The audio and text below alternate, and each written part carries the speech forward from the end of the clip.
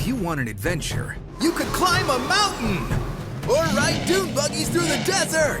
Or you could just head to your neighborhood Zaxby's. Introducing the Smokehouse Cheddar Barbecue and Southwest Chipotle Filet Sandwich Meals. They're brand new and they'll take your taste buds to wild and exciting new places.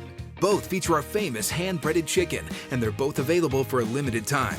Only at your neighborhood Zaxby's.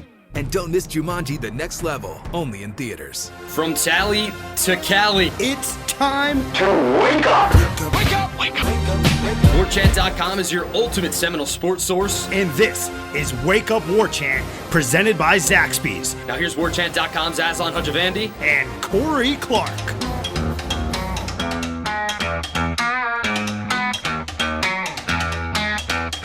What is up? Wake up! It is Wake Up Warchant presented by Zaxby's. I'm Aslan Hajavandi. Corey Clark here as well. He's the best co-host in all of the land. And Warchant.com is the ultimate Seminole sports source. We say that because we contribute to them. And you should also use the promo code Warchant30. Get you 30 free days of access to the website. You'll decide that it's pretty freaking awesome and that you should just kind of keep carrying on with it. Right, Corey? There's like no turning back once you join the fam. It'd be weird to me if you joined Warchant and then for some reason decided not to keep going.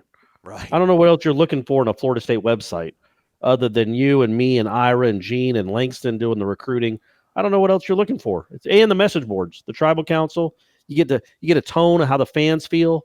I just don't. You can interact with other fans. Just don't understand what you'd be doing. I wouldn't understand. Well, they suck. I'm done. What?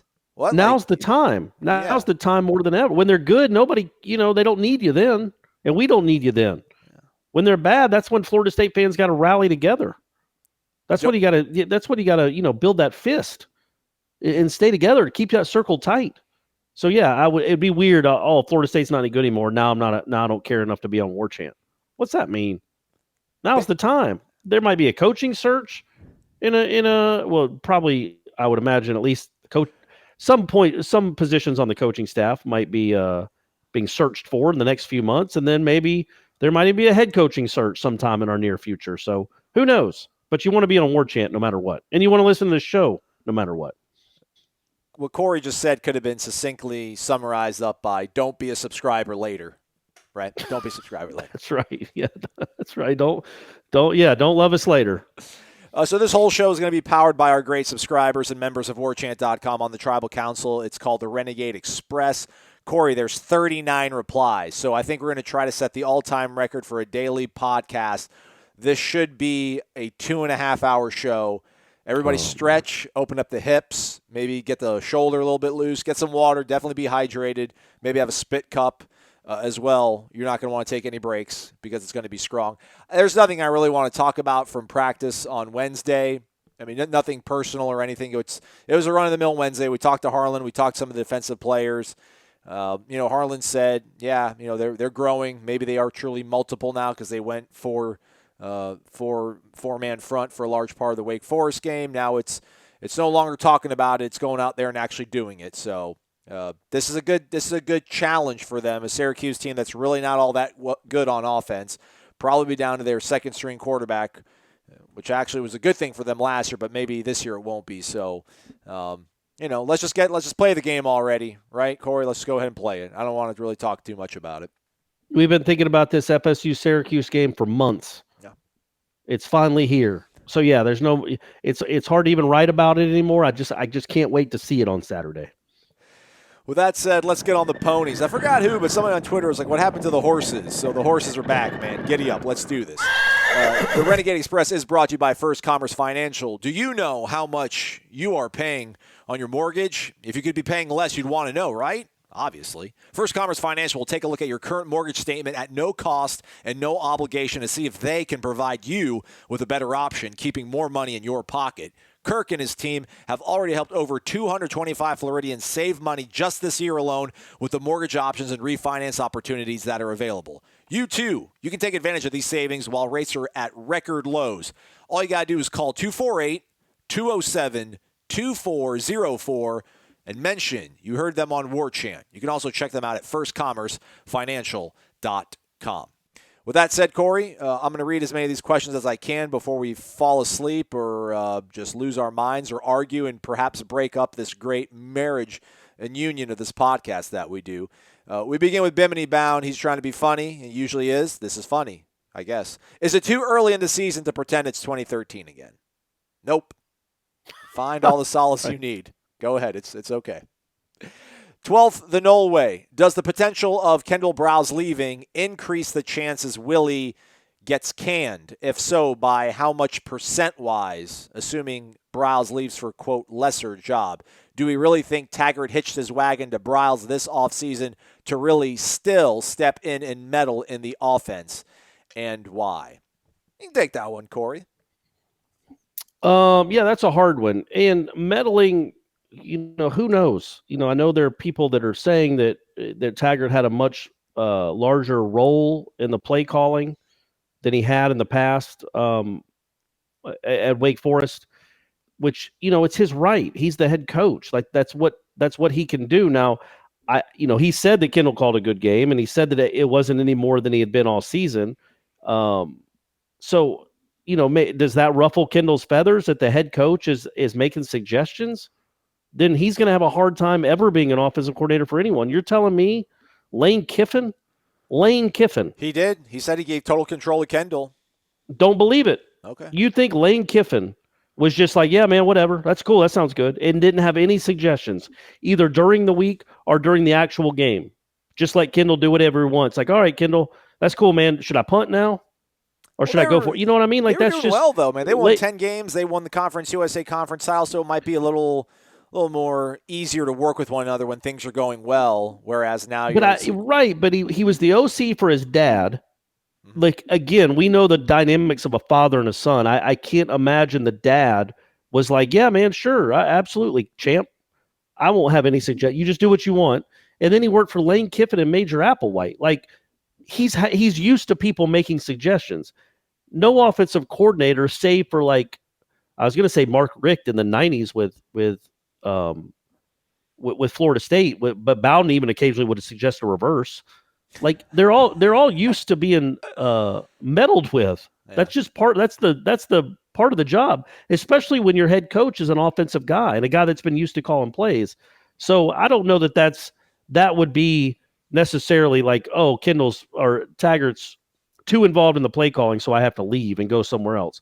Man, good luck getting autonomy anywhere under an offensive coach. It's not going to happen. But the percentage for him leaving, what that would do to Taggart, I mean, man, it would be a really bad look, and it would be a really hard sell to this fan base. The offense has improved. Maybe they put up 40 this week. We'll see. But they have improved a pretty good bit from last year. Just Cam Akers' numbers alone are pretty remarkably different from last year. So the best thing about this team, and it isn't very good, but the best thing about this team has been the improvement of the offense. So then if the guy that you think is largely responsible for the improvement of that offense bounces after 12 months, how do you sell to the fan base that this is still the right head coach? But he is now on his third offensive coordinator in 3 years. So it's a whole new system. It's a whole new guy. It's a whole new dynamic. Like that would be a whole new offensive line coach. Man, that would be a really hard sell. So I would think it definitely wouldn't help Taggart's, tenure at Florida State if Briles left after 1 year. But if they have a winning season, he's not going anywhere.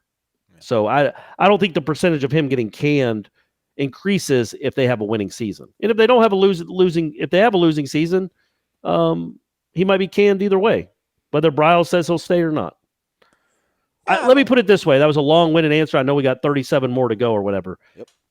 If they go 5-7 and then Briles says, hey, man, I'm bouncing, I certainly think that would be a 10 or 15% nudge to, okay, we just need to cut bait completely.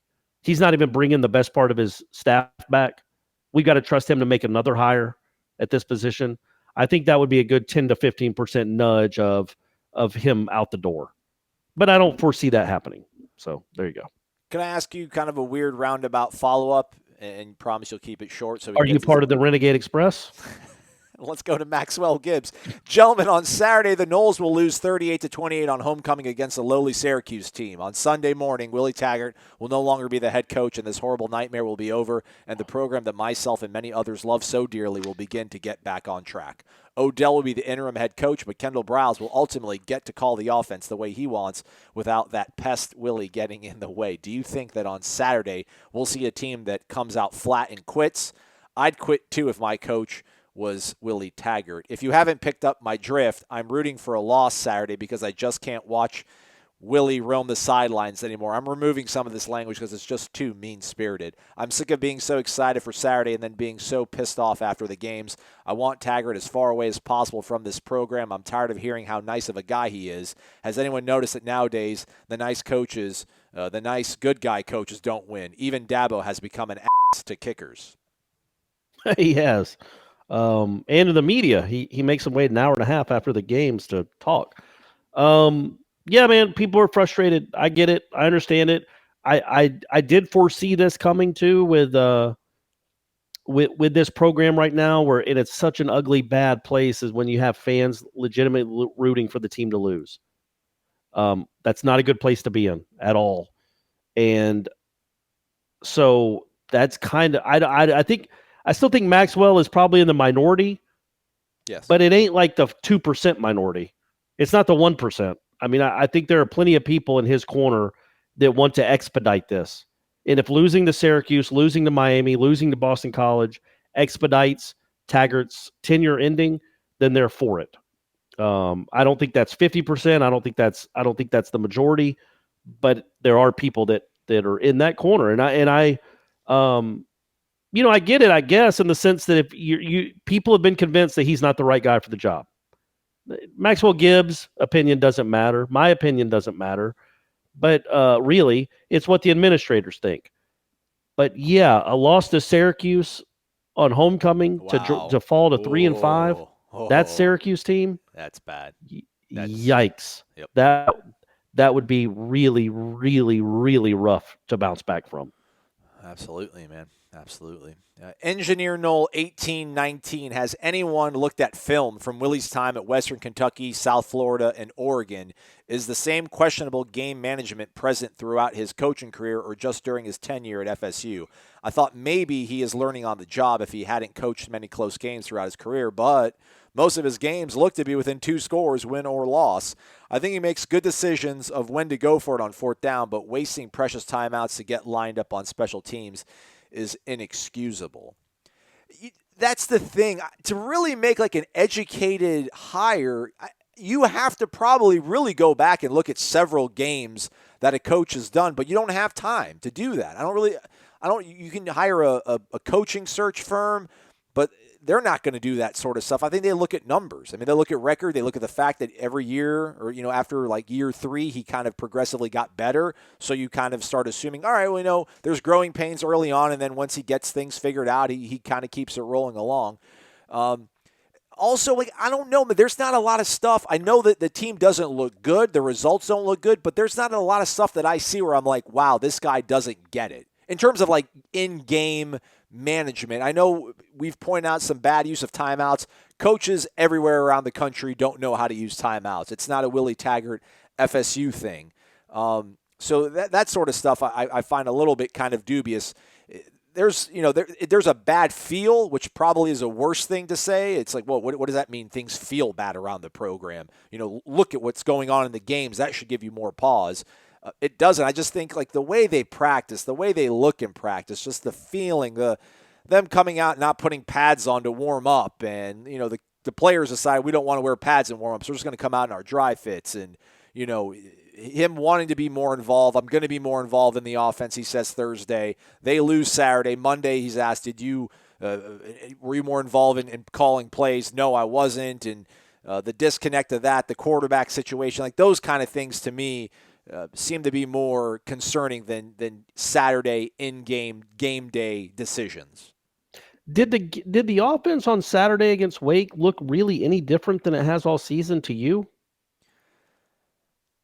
Like they scored 3 touchdowns, man. There's just, and they had. Go ahead. I'm sorry. They scored 3 touchdowns, and they missed a field goal, which was they shouldn't have attempted that field goal, but either way, they scored 3 touchdowns and they had 2 drives end on turnovers inside the 20-25. They gained 440 yards of offense or whatever it was. It looked like the normal kind of okay, nothing great Florida State offense that we've seen all season, right? I mean, Corey, Boise State, Louisiana Monroe, Louisville, NC State, Virginia. I mean, I think Clemson's the only game they've been down at half. Granted, it was 14-12, so it wasn't as big of a margin as those other games. But, man, the offense in the first half against those teams looked really good. I mean, it looked really good. It was impressive. There's nothing in that Wake Forest game that made you think this offense was getting any better. I think the offense definitely regressed. Clemson I'm not going to count because obviously it's a different animal. But comparing Wake that surrendered 62 points, over 50 of it directly on the defense, and I know it was bad weather, but it was mainly the second half, to not look good, to not have that Christmas, there's no tempo, it seemed like. That's gone the way of the dodo for this offense. I don't know how much of that is not winning on first down, but it looked a little bit different, or at least it produced differently. I don't know if it's different play calls. I don't know if it's Willie, quote, meddling, which, again, he can do that. He's the boss. He's allowed to do that. Gene can tell me, Aslan, stop doing this on the podcast. I'll stop doing it. He's my boss. But, I mean, the offense produced at a much better clip in September than it has here towards the end of this month. Yeah, I mean, they scored 14 points in the first half. I don't know what they had against Virginia in the first half. 14, 17, they didn't put up a ton of points against. Now, obviously that's a much better defense. But Louisville, they weren't driving up and down the field. Against NC State, Hornibrook was sacked 8 times. Louisville, they scored 4 touchdowns before that last gifted touchdown when they were settling for a field goal. This offense has been just pretty good. I mean, much better than it was last season. But at no time has this offense just flown up and down the field for 4 quarters against anyone. I mean, they put up, 440 points, 3 touchdowns. Should have been, probably should have been close to 30 points, which is what they do. That's what they've always done. I didn't watch that game and go, wow, this isn't even close to how well they've been operating. They always have those ridiculous ruts in every game, and that's what they had those against Wake too. But they had those good flourishes too, and those good flourishes have not been around in the last 2 weeks. Yeah, I also think, man, I don't know. I don't want to. I'm not going to blame Blackman. I won't even do it. I won't even say it. So I'm not going to. And I don't even remember what the question was originally. Just have we looked at Willie's film? The question. Oh no, I haven't. But I would say this, and you're right. Every coach, not every coach, but most every coach that we watch, and it happens in an absurd amount of the time at the NFL level too. Like, I just can't imagine the mistakes and game management mistakes they make in the NFL. It just doesn't. It boggles the mind. Not going for it on 4th down, like punting at 4th and 2 from the other team's 43. It's just nonsense. But I will tell you this, and this is the God's honest truth. If I was David Coburn after the Louisiana Monroe game, on Sunday morning, I would have had Willie Taggart in my office and made him explain to me in detail why he called that punt, why he called that timeout before the punt, and why he called that timeout with 32 on the play clock. In detail. Because technically, I know you make, 40 times more money than I do, or whatever it is, 10 times more money than I do, but I'm still technically your boss, and you have to convince me that you know what you're doing from a game management perspective. And I know you've coached 95 games or 100 games in your life, but I can't for the life of me figure out why you would call a timeout with 32 on a play clock before you punt, when the other team just needs a field goal to win. So you effectively save them a timeout and give them a chance to come down and kick a game-winning field goal. Explain it to me, Willie. I literally would have done that. And if he said, well, look, I made a mistake, I would have said, okay, well, don't make any more, because that's ridiculous. And then maybe he doesn't call a timeout with 1:20 left against Wake Forest when you're about to score a touchdown late in the first half to give them a chance to go down the field. And he did the same thing at Virginia. Just stuff like that, man. Those things are not good. Those aren't good clock management, game time management decisions. And you're not calling plays anymore, so you should be able to focus on these sort of things. Absolutely. So that stuff has to be cleaned up. It's not why they lost. Well, they didn't even lose the Louisiana Monroe game. And the bad timeouts in the first half of the Virginia game and the first half of the Wake Forest game, also they didn't come back to haunt them either. The timeout wasn't there for the punt What about Louisville? I think end of the first half there was some stuff that you didn't like. I think it was a Louisville game that you didn't like. Either they sat on the timeouts or they didn't use the timeouts at the end of the first half. That would have maybe given them enough time to, I think, get another final score before intermission. Yeah, but I don't remember that. Yeah, it's all that stuff that just needs to be cleaned up a little bit. And it's weird how so many coaches just don't, they aren't good at it. And it's like, man, that's a big part of your job. Like, read up on it if you have to, or get somebody that helps you. And I'm not saying Willie Taggart needs help. I'm talking to every college football coach in the country just about. None of them have a real good understanding. Jimbo didn't either. They'd be trying to run out the clock. They'd have an 8-point lead with 4 minutes to go, and they're snapping it with 16 on the play clock when they're trying to run out the clock. Man, that needs to go down to 2. You're wasting precious time, or giving the other team precious time. And he would do that a good bit too, Jimbo, but not like this, not like what we've seen. It doesn't, like Willie, I think, thinks, oh, we need a timeout right here. Let's call one right now. And it's like, well, no, man, if you think about it, there's a minute 15 on the clock. You're at the Wake Forest 7-yard line. It's 3rd and goal. Like, why call a timeout immediately after second down? So then they can have, no matter what happens here, you're either kicking an extra point or you're kicking a field goal in the next play. And you've saved Wake 35 seconds where they can theoretically go down the field and score right before half. And Virginia tried it. Wake, for whatever reason, didn't. They kind of ran it. Well, they did throw a deep pass on that last drive before the half and almost hit it because you gave them a lot of time. That's the kind of stuff where it's you got to think. You got to be thinking about stuff like that. And I'm not even talking about I'm not even mentioning I guess I am mentioning now, but the end of the game scenario with Aguayo. So, you can clean that stuff up. But yeah, there are much bigger problems with this program right now than game management.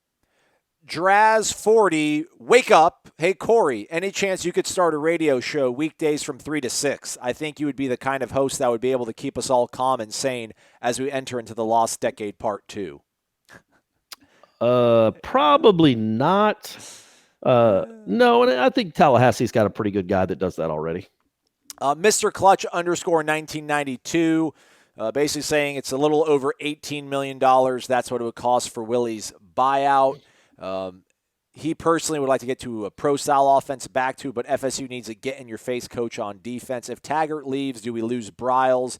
What about Levitt? Everybody is so quick to want to fire Willie, but they don't look at the cost and consequences in the long run. I don't care if we get Saban. FSU's not going to turn it around in 1 year. It all starts with the lines. Yeah, sure. He says, hire Stoops from Kentucky, keep Briles, bring in Terrell Buckley. 5-star work, guys. Keep it up. The truth hurts. It's going to cost more than $18 million. That's just Willie. But then you have to get rid of the assistants most likely, and then you have to probably pay another buyout for the coach that you're going to poach away, and then pay his salary as well as his assistants, so it doesn't ever really work out to be the lower end of the estimate on these things. And I think this is what I was trying to mention on the show yesterday, Corey, and then I kind of got sidetracked. The ironic thing in all this is Ira always points out about the fact that the administration has said that, Willie inherited a mess. I don't really remember them saying that, but Ira speaks to them on a more constant basis than I read them in the paper, so I'll take his word for it. He's our managing editor. He knows what he's talking about. Well, and he had the Coburn has a direct quote saying has he? That he inherited a really? mess. That's awesome. Thanks for that one, Dave. The ironic thing in all this, I think, is if for some reason he loses if he loses out other than Alabama State and they decide to relieve him of his duties, the ironic thing in all this, which is going to set the hardcore, staunch Taggart defenders into like a tizzy, the ironic thing in all this is that whoever does take over for Willie in 2020, if he were to lose his job at the end of this year, I think they would need more time. They would need like a full 2 years of everybody to maybe shut up and let them do their job. But then again, I don't know, because if they look this way in year 2, we'd be like, I don't know, maybe at that point you're like, well, we can't keep hitting reset. Sorry we did you dirty like that, Willie, but business is business. Yeah, I just feel like at this point, I know people don't turn around in year 1, but it's not year 1 anymore. This doesn't look all that much better than last year, so that's the concern. Yeah, and we both agree it does look better. It's just by a few degrees, though. Yeah. It's not as big a leap as you were hoping for. Well, and it looks better on offense, and it's addition by subtraction. Like you took yourself out of the equation. That's kind of a weird, you took a chance, you took a gamble on yourself, and it's not paying. If this was 10 wins, we're talking about how selfless you are and what a great manager you are in terms of personalities and putting your ego aside. But man, when you're looking at maybe 5-7 again, and like the offense is doing better, but then everything, like you have the flexibility now to be a better game manager, to be a better sort of emotional leader for your team, that they're coming out and looking this way. Like, man, you kind of shot yourself in the foot. Yeah, man, it really does go all, in my opinion, it goes back to the coaching hires that he made to start out with. It would just, he didn't do himself any favors. He didn't put together a good staff at all. And it continues to not be a good staff. And yeah, I just think that when you look towards the future and what's best for Florida State, what's best for this program is, do you believe this guy is the guy? Right. Do you believe it? And do you believe that he's got this thing going in the right direction? Or is it almost just I mean, I was going to say, well, it's an easy schedule. That's why they're better this year. Well, they're not better. They were 3-4 last year, weren't they? Think so. I assume. Yeah. I don't think he hasn't been above 500. He hasn't had an above 500 record since he's been to Florida State, right? Correct. Well, I mean, I know he was 3-2 this season, but that still meant he was one game under 500. So he's always had a losing record since he's been at Florida State, and now he's 8-11. So he's one game worse than he was last year. I just, you have to wonder. They were 3-2. They were 3-2 as last a fan. year. What? They were 3-2 last year after they beat Louisville. 3-2, yeah, and they were 3-2 this year, but they were also 3-4, weren't they? 3-3. No, they were 3-2 after Louisville. They lost to Miami to become 3-3. They beat Wake to be 4-4. Then they lost 4-3. 4-3. Then they lost to Clemson, lost to North Carolina State, lost to Notre Dame. Okay, so he has had an above 500 record since he's been at Florida State. He was 4-3. Erase this segment. So yeah, man. So that means, yeah, but he's 4-8 in his last 12 games. Right. Renegade. And it's not his first 12 games. He's 4-8 in his last 12 games, and they're going to win a couple more games this year, most likely. You would think they're definitely winning Alabama State, but when you look at the direction of this program and you say, okay, we brought you in an offensive coordinator and paid him $1 million. Your defensive coordinator is getting paid $1 million. We let you bring in a few of your buddies. You have one guy on the staff that literally does not coach, but he's here because he's your guy and he's your recruiting coordinator. Meanwhile, we're 9 down coaching against guys that every other program we played has 10. We've done all this for you, and you're still 3-4. Like, the results still aren't coming. It's a problem. And I don't even know what I'm saying. Let's go to the next question. Stop. It's fine. Next question. Let's go. Renegade _state. In hindsight, how big of a miscalculation was it to 1, change up the scheme on defense, 2, with the defensive coordinator who's unfamiliar with said scheme, 3, then telling that coordinator to get it done with one less on-field coach? I feel like this should have been a bigger red flag in the offseason, and almost nobody talks about Taggart saying that staff up for failure when criticizing defensive performance. Well, I mentioned it a few times. Yeah, y'all got mad at me about it. You did. It obviously has not gone well, this whole switch. But I guess the counter to that was, man, the defense wasn't exactly lights out last year either. Like, especially at the end of the year, it was a nightmare. They couldn't stop anyone. I still don't understand how Boston College only scored 21 points on them or whatever it was. But the defense was an absolute abject failure at the end of last season. Completely quit against NC State, was overwhelmed against Notre Dame, was overwhelmed in the second half against Florida. Just had no fight, no nothing. And they had Brian Burns on it. Brian Burns and Marvin Wilson on the same defense and couldn't stop anything. So it wasn't like it was crushing it last year. So they felt like they had to do something. It just has not worked out. And you wonder why it's going to be better next year. But yeah, huge miscalculation. Yeah. Just the fact that they don't have all the requisite assistant coaches that they need on that side of the ball has been a huge miscalculation. Mr. Non Sequitur, what are your thoughts on wearing white after Labor Day? It used to be a major fashion faux pas, while others feel as though that line of thinking is outdated. Thanks in advance. I've never understood that at all. Mm-hmm. Like, I know that's a thing that you're not supposed to wear white after Labor Day, but what's the what is that? Who said that and why? What's the thinking there, Aslan?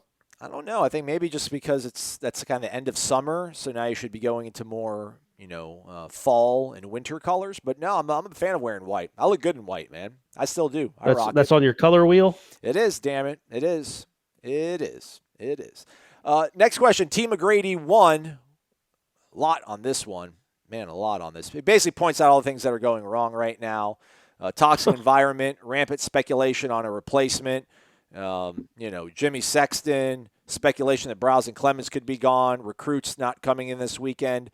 Basically, all this stuff going on right now isn't just, quote, what happens when you start 3-4. If left unaddressed without either a vote of confidence or a short-term, long-term plan that's transparent or a flat-out change, I fear this will further destroy the program. Do you think they can just keep muddling along like this, finish 6-6, 7-5 with a blowout loss at Florida, and have everything be, quote, okay without a pretty negative impact on recruiting, ticket sales, booster memberships, etc.? No, it won't be okay. But I think they'll grin and bear it because there's financial consequence to cutting the cord on this. I mean, if they finish 6-6 and you go to a bowl game, you hang on. I think the only way this doesn't make it out of this year, he loses out, other than Alabama State. If you finish 5-7 again, and the recruiting is where it's going to probably be, the stadium is going to look like the way it's going to look against Alabama State. You're going to have a month to ruminate on just how bad Florida waxed you.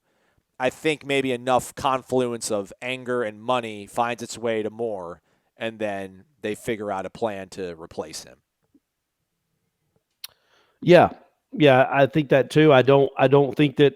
I don't see it happening. I don't see them dismissing him after 2 years after this year. But I also don't think him. I don't see him, and this is just my opinion. Things could get a lot better, but I don't see him being here in 2021. I just don't see the roster shaping up to be a roster that can get you to 8 or 9 wins in 2020. And I think that's what's going to take to have him stick around till 2021. He can't have another 5 or 6 win season in 2020 and be here in 2021. Just can't do it. It's not going to happen.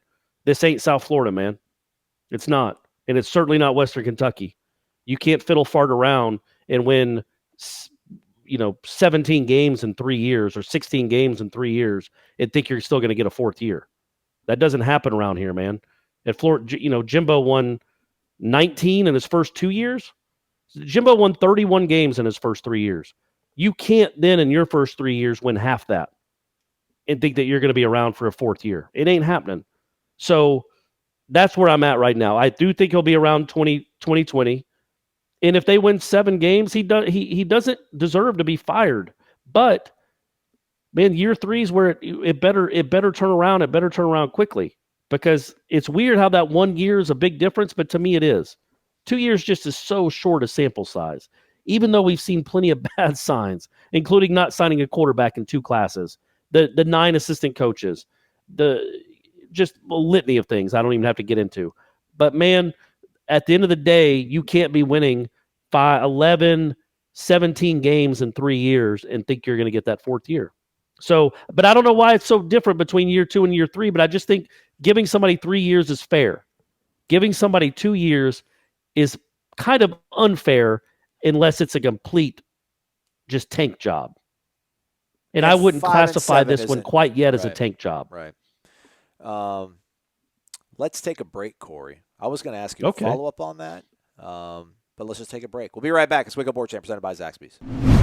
Second half of the show is brought to you by Birch Orthodontics. For nearly 20 years, Birch Orthodontics has been providing world-class orthodontic care right here in Tallahassee, and they've been doing it with the kind of down-home customer service that keeps all of their clients smiling.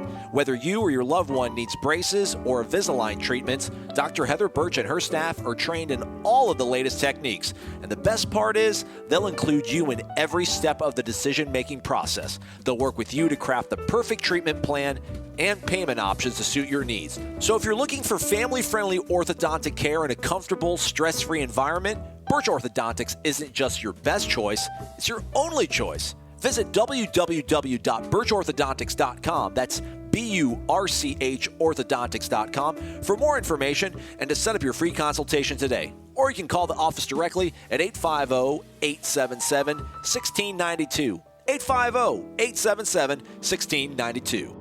Welcome back. It's Wake Up Warchant presented by Zaxby's. I'm Aslan. Corey's here as well. You can blame me if your question doesn't make the show. I'm going to start exercising a little bit of veto power, editorial veto power, things of that. It just can't do this, man. Can't do 40 questions. I'm sorry, everybody. Well, and also so many of them are probably the same subject, yeah, right? Yeah. I shouldn't have said it that way. I love you all. Keep posting questions. We'll read them. Backwoods Hick Knoll.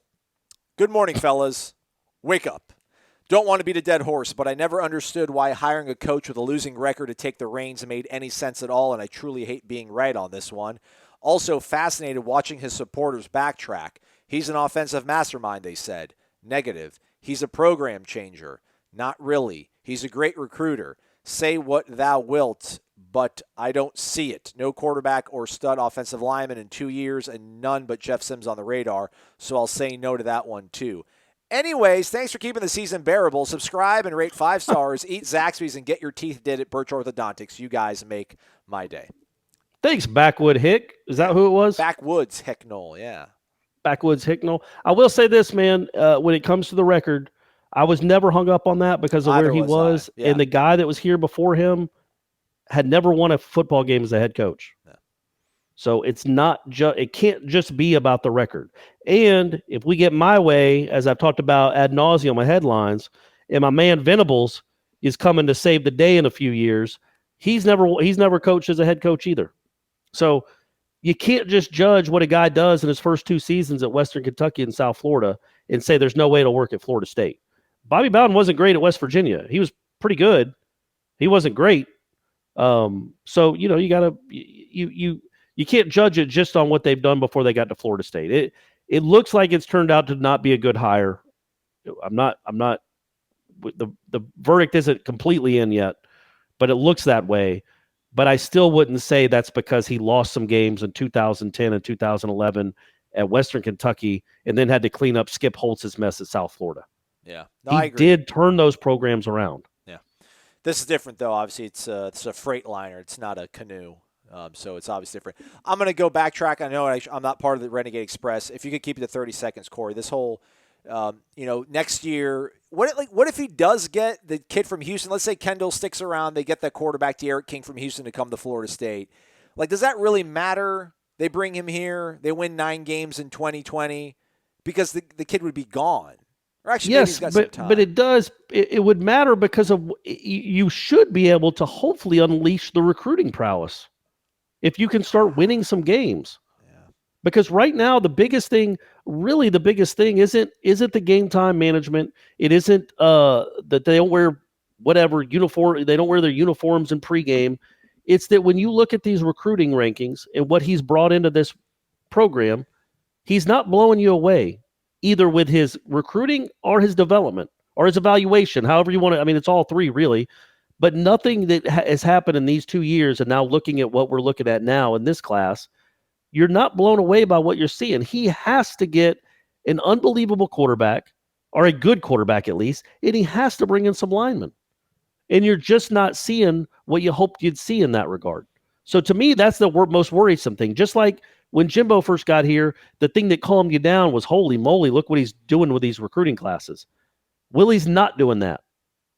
So that to me, when you think about the future of the program, it's not just that they're losing games. It's not a lot of – the cavalry doesn't look like it's coming on the recruiting trail. And that should be really concerning too.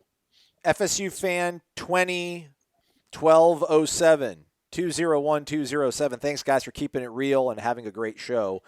Questions. Let's go to this one first. Of the 3 national championship teams, which was your favorite team? Mine's 13. Prisoner of the moment. Recency bias. All that. 2013.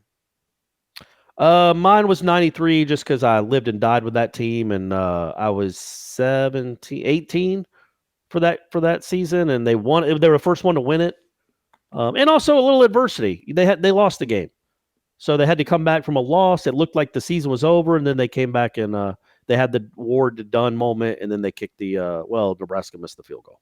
So I think that's probably will always have the most specialist. Boy, Most special. I'm glad I don't have to get paid to talk and write. Place in my heart.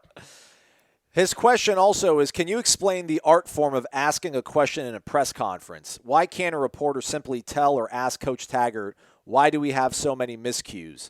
Why can't players make winning plays? Why do we still have clock management issues? It seems there is a balance to it. Like you can't press the issue when you just get a coach speak answer. Can you walk us through what it's like to be in the press conference?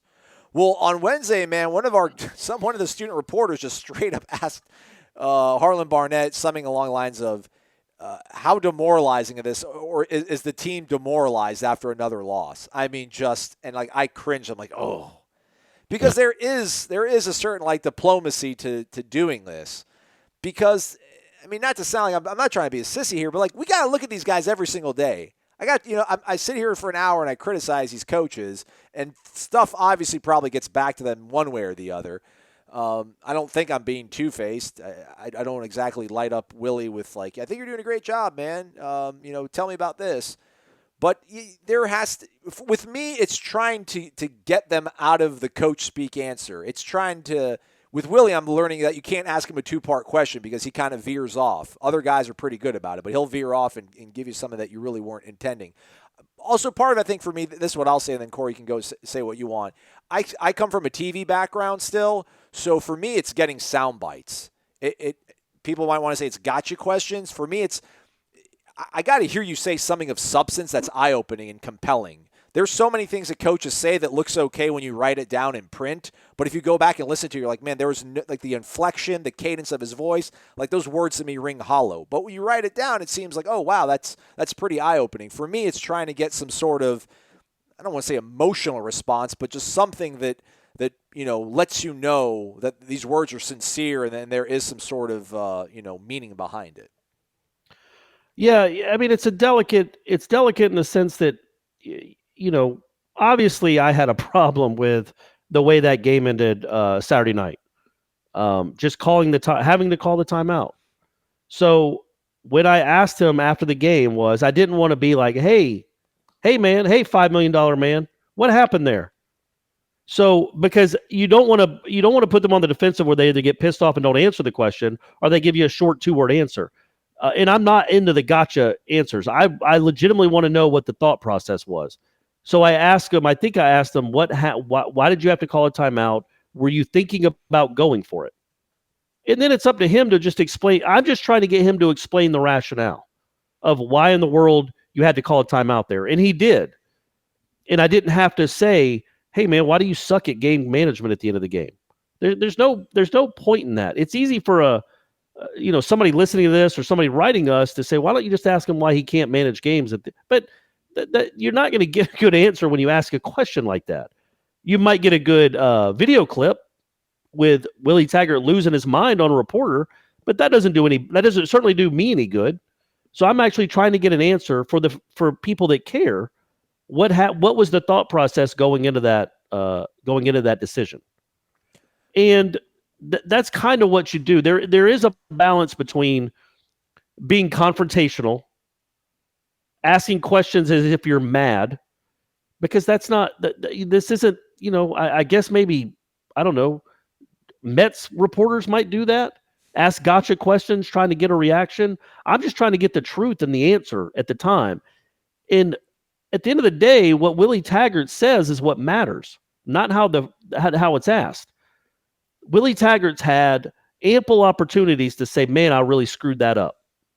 I really screwed up the end of that game there. I shouldn't have kicked the field goal, or obviously we made a mistake, and we have to get that play call in sooner. We have to get that decision made sooner so that we don't have to call a timeout. But he didn't say that. So doesn't that say what needs to be said? The fact that he didn't say that? I don't know. To me, it does. And he did have an answer to the question. It just wasn't, maybe an answer anybody wanted to hear. But yeah, man, when you're in a press conference, especially right after a game, you're just trying to get to the truth of what was behind the decision. Not necessarily, hey, man, y'all lost another game. Are you a good coach? Do you still think you're a good... I guess that's the next question. Like, hey, man, do you still think you're the right coach for this job? That could be a question that comes after the next loss. It's not really a fair one because what's he going to say? No, actually, I can't believe they haven't fired me yet. In fact, I quit. Like, that's not happening. So there's a like you said, there's a diplomacy a little bit, but also you're just trying to fish for the good answers or the truth, the answer that as Willie sees it. So that's, again, I don't think I explained that well, but I do what I can, folks. I do what I can. Drill Sergeant Porter, good morning, everyone. I'm just wondering where we can look for hope. After this year, our best 3 players will more than likely be gone. Our incoming recruiting class is not loaded with 5-star guys or anywhere close. At best, we're 7-5 with an easier schedule than last year. If we cannot beat the teams on our schedule that we have superior talent then what will happen when we don't have that talent anymore, especially with this staff? Also against Miami, I predict Blackman throws multiple interceptions and we get to see the turnover chain constantly. But I'm sure none of those will be his fault. Thank you, and as always, go Noles. Yeah, so like the quarterback thing, right? Okay. Like that's a perfect example of the last question. Like people know I've written about it. We've talked about it. I think they should go in a different direction at quarterback. But what I think doesn't matter. So I guess I could ask, hey, man, why don't you play Alex Hornibrook? Or what do you have against Alex Hornibrook? But the real question is, what do you see in James Blackman, right? Isn't that the better question? Or at least, yeah, I guess that's the better question is why do you keep running him out there? Yeah, it's the more so we ask him what he sees in Blackman. Exactly. Very good point. And then you ask him, you're not using Alex, you're sticking with one quarterback. Yes, well, why are you doing that? Well, because it gives us the best chance to win. Or like, why is James still starting? Well, James gives us our best chance to win. Well, why is it good now to stick with him solely when a few games ago it was 2 quarterbacks because we thought it was in our best. Right, and for the people that don't know, Aslan did ask it kind of just like that.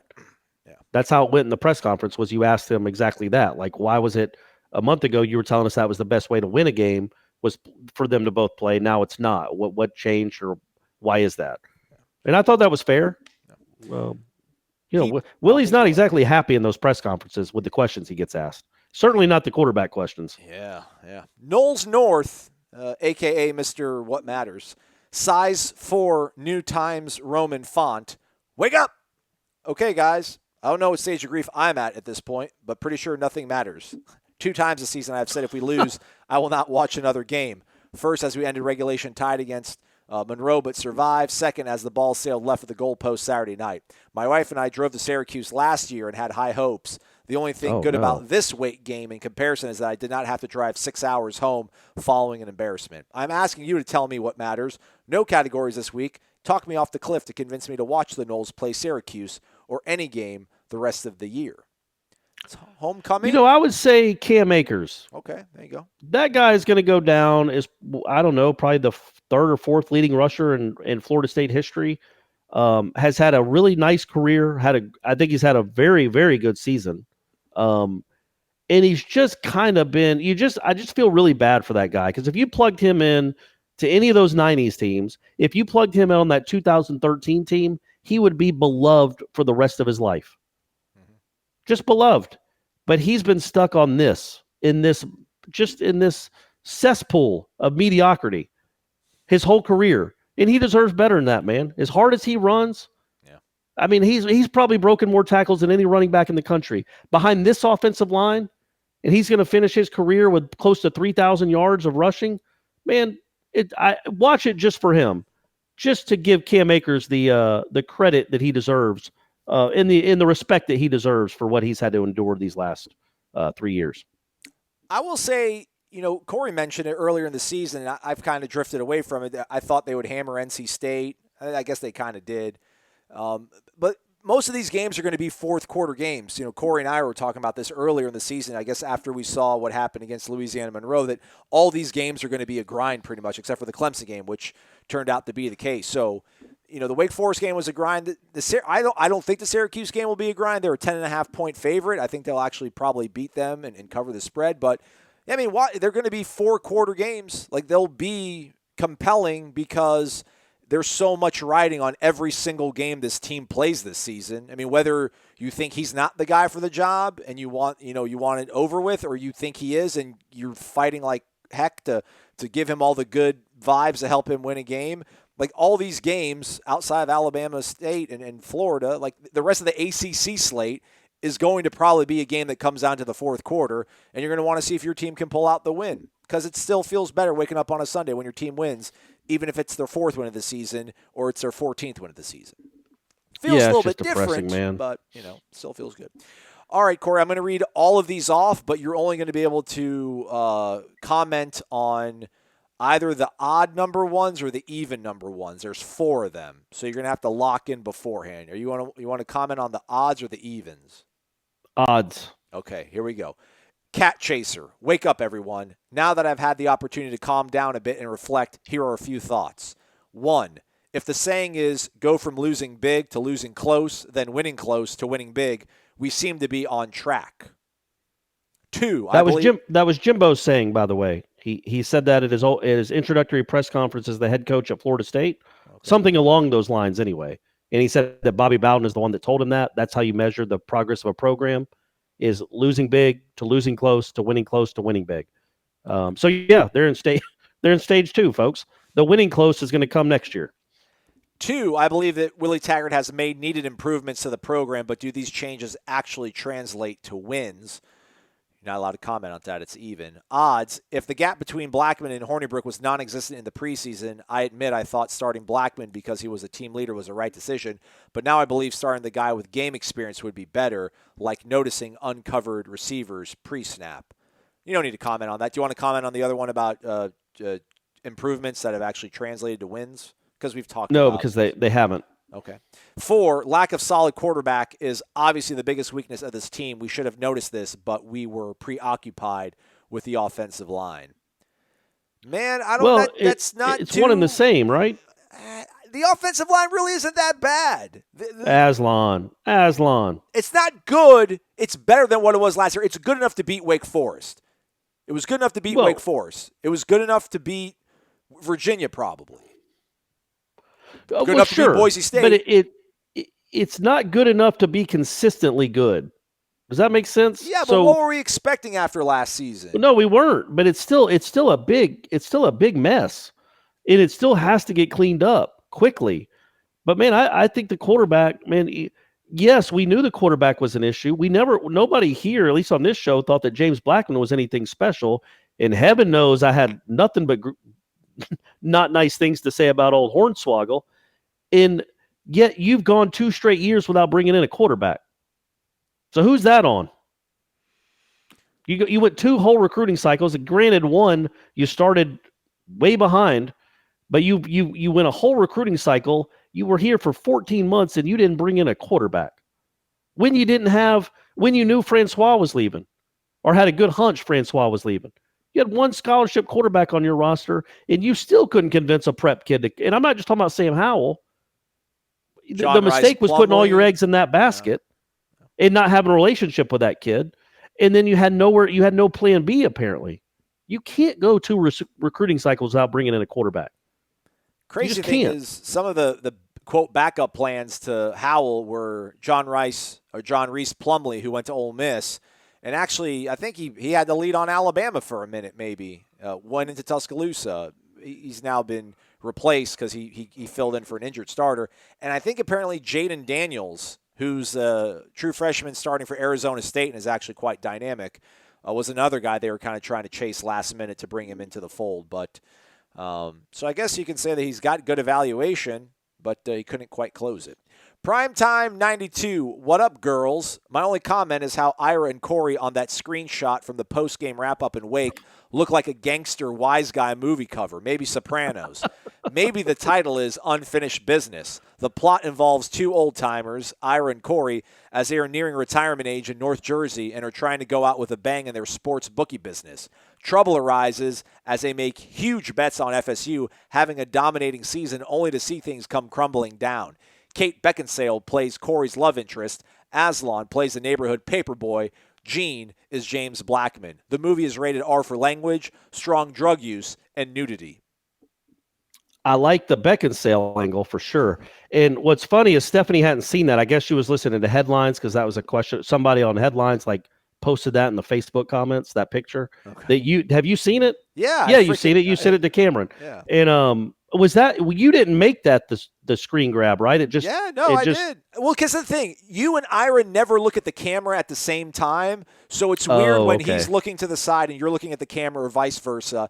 Right. And then you say a joke every now and then, and you both laugh and smile. I didn't think it was appropriate, and then I thought Ira looked good. Like Ira had like this, stoic. But I look like I'm 63 years old. You look mad, legitimately. Which was funny. And Stephanie sent it to me. She texted it to me on Wednesday afternoon because she hadn't seen it until she heard us talking about it on headlines, and she went and found it. And she said she legitimately laughed for 10 minutes. And she says, "I can't believe how old you look. You just look different." And she said, "Also, it looks like half your mustache is missing, and you're so angry." And I'm like, "Well, I wasn't. I guess I was pretty angry, but." Just that's not a real flattering picture, but it also sums up that game in this program right now perfectly. That's what I'm trying to do. I'll start giving you editorial. No, I like it. I don't care. I thought it was funny. It's been a good talking point. But yeah, that's a really rough picture for me. I'm not 63 years old, as everybody knows. I'm 28. Graduated in 2009. The best they'll ever be, class of 2009. So, yeah, I'm 28. I just look really, really old in that picture. All right. We're going to get to 3 more. That'll crack us into 20 of the questions. We'll try to finish up the rest of them during over-under. NYC Nole, I actually saw him post earlier in the morning, and literally it just said, "Good to be here." I think he was like saving his spot in line so that we would read it. He edited his question to come back. So that's what he did. Like he got in at the 18th slot knowing that we probably would get to it. And then he's like, "I'll be back." And he comes back and actually puts a question in the slot. He says, "All right, old wily veteran move right there." Yeah. Wake up, fellas. Great show. Great Chris Hope segment. Was a great listen. Great. Here is what I need to ask. Am I wrong to have thought the receivers, especially Terry, under the coaching of Ron Dugans, would have given us more consistency, more big plays, more bright spots? Also, since you asked, my son's last 2 games, 0 for 1, 5 walks, and a sack. New bat is paying off dividends. Can we get Coach O to wish him well in the upcoming playoffs? 5 walks. Wow. Good eye. All right. He got a sack down. That's good. Yeah. With Terry, I know he's taken a lot of grief, and rightfully so. Those were 2 awful drops. You just can't make if you're supposed to be big time, you can't drop those 2 balls. You can't. And also, I thought his worst play of the whole game was they threw a screen pass to him. It wasn't blocked up great, but there was room to run. He literally just runs almost straight out of bounds for like a 5-yard gain. It was in the 3rd quarter, I think, where you could cut it back and get a first down. You can try to cut it back, and he literally ran out of bounds like a quarterback. And I want to be like, dude, you're 6'3", 210 or 215 or something, and you got a DB coming at you. You can't just run out of bounds. That's not the kind of player you need to be. That's certainly not the kind of player your receivers coach was. So you don't need to either one of them. The one that the one that recruited you, like neither one of Dawsey or Dugans weren't that guy, man. You can't be that guy when you're supposed to be the guy. You can't be the dude that drops 2 big time balls, one on 3rd down that crushed a drive. Great throw by Blackman, by the way.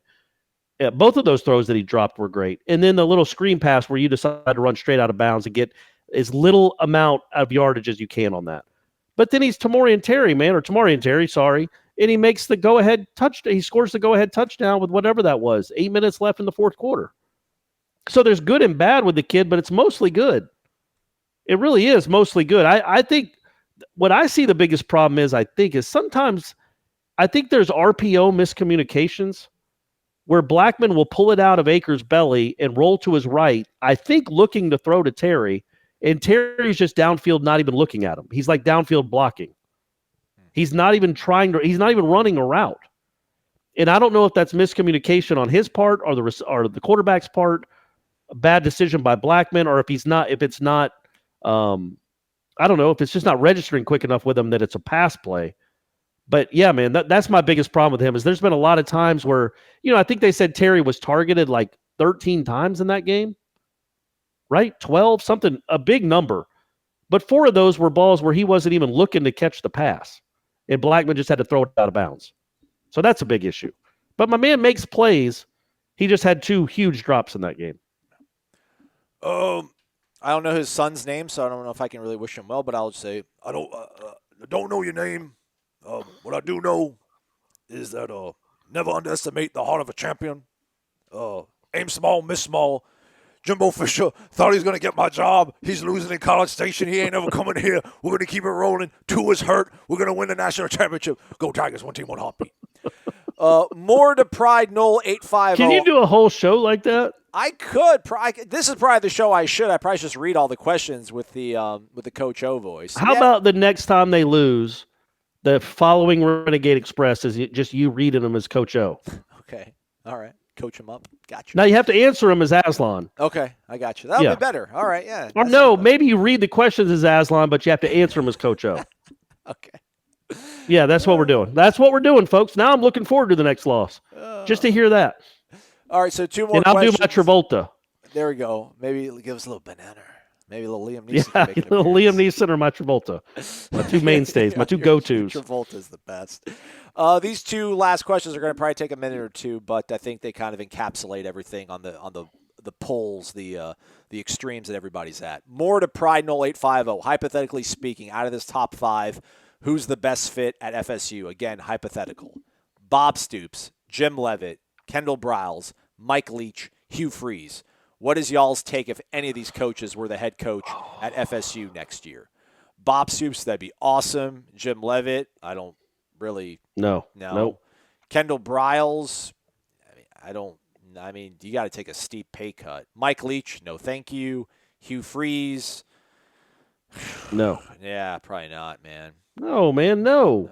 You don't need Hugh Freeze. He's not, just look at what he did at his last school. Why would you want that guy? I know he won some games, but how'd he win them? And now is he out of the hospital bed yet? Is he still in the dentist chair? He is. Oh, is he? Okay, good.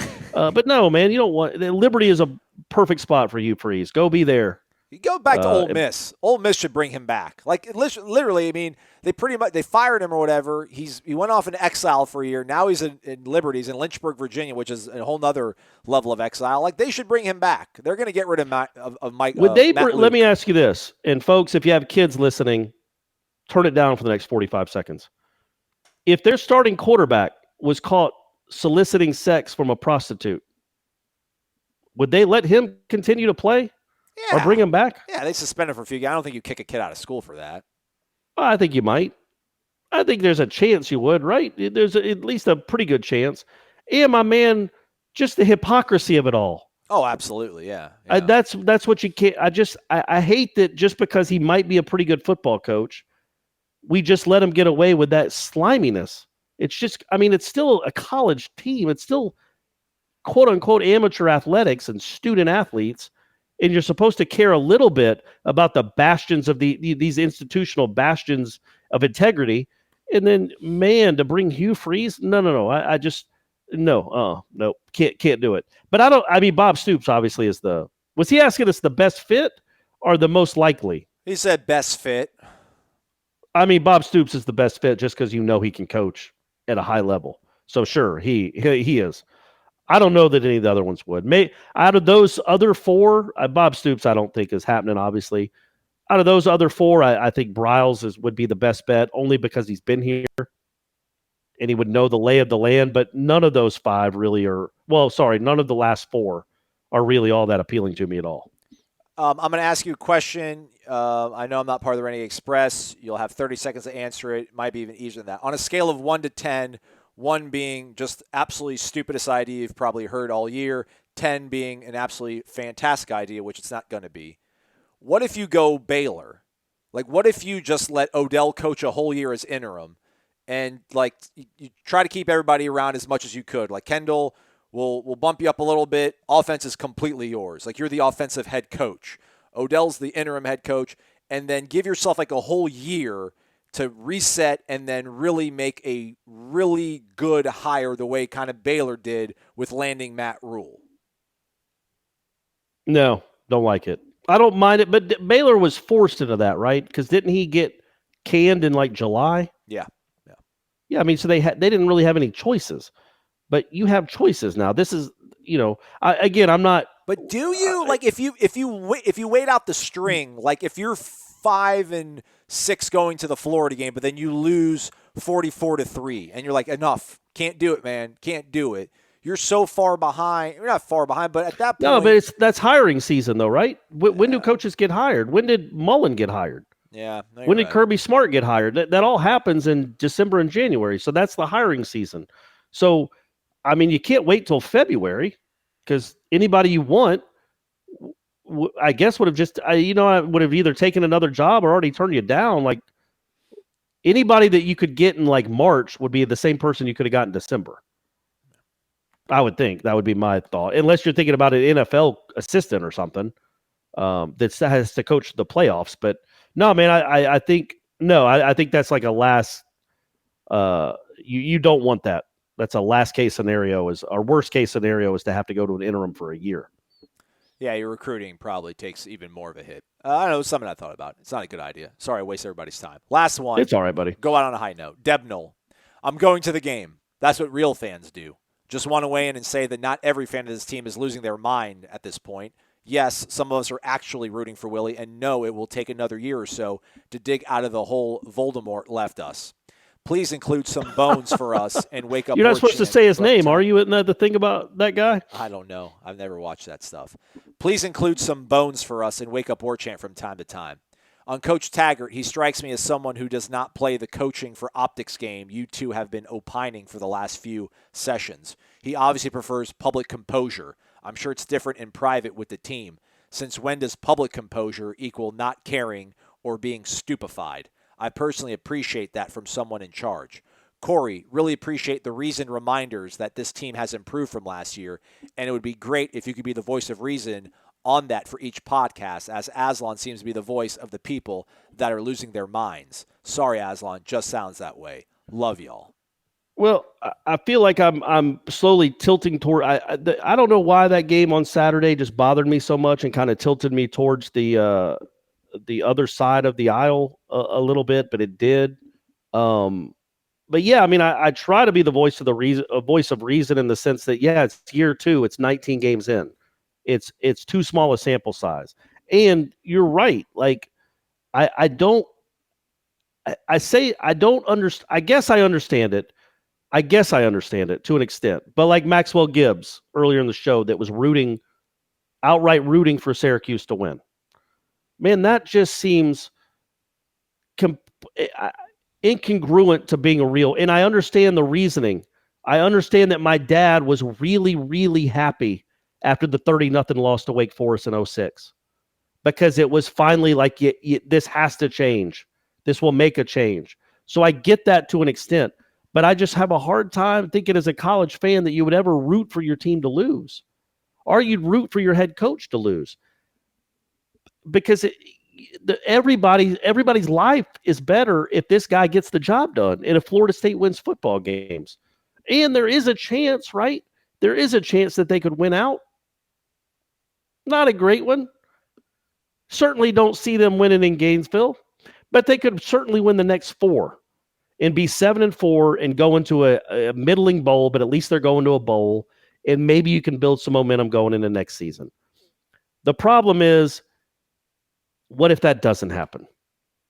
What if they go 5-7 again? It's just hard. It's hard to say that that this program is going in the right direction when they continue to lose games. I didn't realize this. You just told me this 20 minutes ago. They have a worse record through 7 games this year than they did last year. That I do think they're better. I think this team would beat last year's team by 2 touchdowns. But that's not how life works. They are 3-4 this year after being 4-3 to start last season. That doesn't let most fans know. And Deb, we all know that most fans aren't rational anyway. It's fanatic. That's what it stands for. So they're not rational anyway, but it's hard for Florida State fans to deal with this. It's just not something anybody's used to around here. So you can be patient and be understanding, but at some point, that is going to wear out. Even for the very good fans, that's going to wear out eventually. For some, it's already worn out. For others, it might be another 5 games or 12 games or 17 games, but eventually it wears out. It just does. And I guess it's up to what kind of fan you are or what kind of pragmatist you are to know when's the right time to cut the cord and just say, well, hey, this guy can't get it done. I can't support him anymore. But we all hope, both guys on this show, I promise you, and every fan listening to this hopes that they went out and turn this thing around. I really do think that. Even Maxwell Gibbs, I think, would be over the moon if they won the next 5 games and be like, you know what? Okay, Willie, I see what you're doing. We got a chance at 9 wins if we win the bowl game. I see what you're doing, Willie Taggart. So there is still a little bit of hope that maybe this season turns around, but I also completely understand the skepticism because at some point results matter, and he's not producing results right now. He's Corey Clark. I'm Aslan. We're done for the day. What, you don't say anything? You're not going to say anything? No, I don't. No, I'm the crazy guy, man. They wanted you to add bones of optimism. You just did. It's a good way to go out. And we're about to hit an hour and 10 minutes. An hour and 70 minutes, baby. That's what. Are we done with it, or are we going to have some more tomorrow? Gosh, we're only halfway through it. We're only halfway through. So are we answering more tomorrow? Yeah, and we'll do the over under. I'm going to try to get. Hey, I got a little Brady news for you. If you want to end on that instead. Of course. Okay, he told me. I'm going to get your opinion on this, and maybe people can weigh in if they want to next week. He told me that he wanted to ask a girl out. Ooh. Okay. He's 11. So he's like, hey, there's 4 girls that I like, and I'm going to ask one of them out. All right. I'm like, he understands it's a numbers game. That's a very good thing. He gets, you just flood the market, I guess. But I'm like, what do you mean there's 4? Which one are you going to ask? And he goes, I can't remember now. I think he said Alexis or something. Hopefully she doesn't listen to this. Right. I don't want to embarrass Brady. We'll say girl number but like, 1. what do I say to her? I said, man, ask her out to do what? And he goes, just to date, just to go out. I'm like, but what does that mean as a 6th grader? And he goes, no, what would that even mean? He goes, well, it would mean that somebody thinks I'm cute. And it would tell everybody else in the grade that there's somebody that thinks I'm cute. And then I think she's cute. And this is why I can't ever run for president. I'm not married. Like, you have to be married to be president. Like, if you're actually, there's a coach out there that I'm like, I like this guy because I think the coach at Cal, he's not married. Like, every head coach has got, you have to, especially in the South, you have to have a coach. Coach's wife is the most beloved person in the world, right? Like, everybody loves a coach's wife. Oh, Miss Terry. Everyone loves Saban's wife. But the guy at Cal's like, nope, I'm single, man. I just care about ball. But yeah, I get Brady wants to be marketable. He wants to let people know he's a good guy. People dated when I was in late. But what does that mean? Like, I went out with a girl named Lori Davis. You drop them off. You coordinate with the parent. You drop them both off at the mall. I don't know, but that's back in the 90s. Things were so safe back then. You could go to the mall and hang out. Now you'd probably have DHS called on you for you just drop your kid off at the mall. How dare you? Go about ask. Do they have skating parties? We used to have roller skating parties you would go to. Like, the school would organize it, and like on a Wednesday, Thursday night, everybody would go to the skating place, Astro Skate, Tarpon Springs, Florida, represent. I like it. I'm encouraged. I think get some more data, see what's over there in Buford that's like kid friendly. Maybe they both go to the park. Maybe she likes softball. He likes baseball. They can play catch or something. Well, the way he phrased it was, and I don't teach him this, folks, I promise. He said, if I have the balls, I'm going to ask a girl out tomorrow. Yes. I said, Brady, number one, we don't talk like that. Don't say that phrase. We don't talk like that, although his dad does talk like that, but not to him. And I said, and then I went into the whole thing about to do what? And then I basically said, like, look, man, there's really no, to what end? Like, you're not dating her. You're not going to the movies with her. You're not going to hold her hand or do anything with her.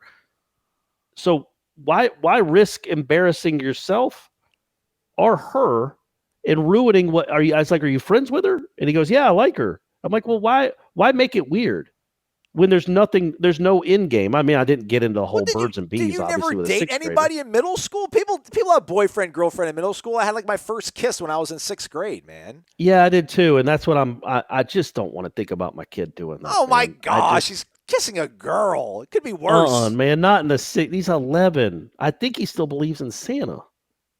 I say that because I don't know if he's out of his room right now. Well, you say that because we don't know if he could exist. And also, I hope nobody's kids are still listening to this because obviously, when I say he believes in Santa, he believes in the truth. Like, obviously, there is a Santa. Clearly. We all know that. I don't know why I phrased it like that. What does Shanna so it's think like I don't know about if you this? can kiss someone like I don't know. Where's I don't know. It's Shanna just on it's this? all. I knew it was coming, man. I knew it was coming, but it's still just it's an odd like little minefield. And I'm like, I don't understand what you can't. He doesn't have a phone, so he can't text her. He can't call her. So it's like, there's really nothing to gain. I was like, why not at least wait until you have a phone and you can call her and talk to her, or have a car. So anyway, we'll see. I didn't have a cell phone in 6th grade. You didn't either. You talked on the phone, the landline. Yeah, well, nobody does that now. I don't even have a landline. Well, I don't even know. He could iPad. TikTok her, I guess. Does he not have an iPad? Like iMessage each other, iChat kind of thing or whatever? Yeah, he could do that. So yeah, and I told him, I'm like, man, Lori Davis, I don't think I said 4 words to her during a school day. Like, we were just going together, but I never talked to her on the phone once. We just saw each other at parties in the hallway, and I think I hugged her twice. I didn't tell him that we kissed too, because he doesn't need to know that. But either way, I think I was a more mature 6th grader than he was. I think I could handle that. Brady just, oh man, this is going to be a rough transition, dude. It's going to be rough. I don't like it. I don't like that he likes 4 girls. I think 4. What does that even mean? So why? I was like, well, who are you picking first? He goes, Alexa. I think she likes me. I'm like, well, I mean, just don't tell her you got 3 other ones in the holster, in the chamber, just in case she doesn't work out. So yeah, it's fun, man. It's good times. This is going to be a lot of fun. I think you tell him to shoot a shot, man. Let him shoot a shot. Ask Alexis, hey, you want to go out? She's like, what are you talking about? I'm like, I don't know. You just want to like tell people that we're going out? She'll either be like, I guess, or like, you're crazy. And Brady's got moxie. Brady's resilient. He'll be like, whatever. All right, moving on to the next one. Good. Didn't want you either. Where's Mary? Yeah. I think there's no 6th graders named Mary anymore. What is this? The 1880s? Madison. But I was gonna, that's a good one, or like Kinsey or something like that. I was gonna say like maybe I could tell him, hey, if you are gonna do it, dude, and I don't want you to, but if you are gonna do it, at least say that, hey, my dad will take us to Pizza Hut or something. Yeah. You want to go get a pizza? Yeah. I like that. All right. You want to go to Zaxby's? Better. My dad has an in with Zaxby's. In fact, I have a T-shirt you can wear. Better. I love it. So anyway, at least we're not talking about Willie Taggart. We're talking about my kids, my 11-year-old's romance life. Who apparently has better dating prospects than I do at this point. This might be my last show ever. Love you all. He's Corey Mazal. Thanks for listening to Wake Up Warchant, presented by Zaxby's. Warchant.com is the ultimate inside source for FSU football and recruiting. And now you can get in on the action for free for an entire month. Warchant.com is offering a risk-free 30-day trial subscription. Get full access to the #1 website covering the Seminoles just by entering the promo code WARCHANT30. That's WARCHANT30. Sign up and get in on the world's most active FSU message boards. Receive breaking news, stories from our award-winning staff, plus get exclusive interviews and videos. Just enter the promo code WARCHANT30. Warchant.com, your ultimate Seminole sports source.